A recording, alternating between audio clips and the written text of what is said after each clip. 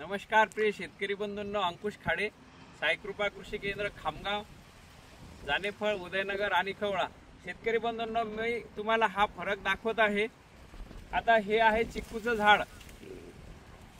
तर या चिक्कूच्या झाडामध्ये आणि ज्याचं रनिंग, ज्याची छाटणी केलेली त्या चिक्कूच्या झाडामध्ये काय फरक आहे हे तुम्हाला दाखवायचं आहे. शेतकरी बंधूंनो, हे बघा, ह्या ज्या ब्रँचेस आहेत, या हे इथून हे शूट जे आहेत, हे सर्व शूट आपल्याला याचे कट करणं आहेत. हे असे कट करणं आहेत, इथे कट करणं, इथे कट करणं. एक मेन खोड ठेवायचं, जवळपास 4 फुटापर्यंत सर्व याच्या साईड ब्रँचेस ह्या कापून टाकायच्या आहे शेतकरी बंधूंनो. आणि कापल्यानंतर याचा ज्या झाडात आपण कापणी केली त्याचा रिझल्ट बघा. आपला आता एकाच मिनिटात दाखवत आहे.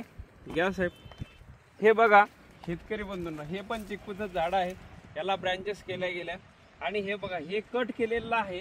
त्यामुळे या खोडाची साईज आणि त्या खोडाची साईज आणि लावले सारखेच, परंतु साईजमध्ये एवढा फरक पडलेला आहे.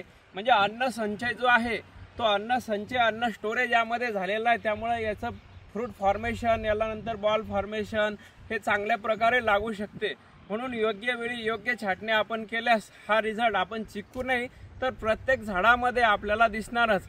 धन्यवाद शेतकरी बंधूंनो. फक्त काय आहे, आपण आंब्याचं जर झाड घेतलं, आता जे आंबे आहेत तर आंब्याची कटिंग ही वेगळी करावी लागते. समजा प्रत्येक पिकाला डिफरंट आहे.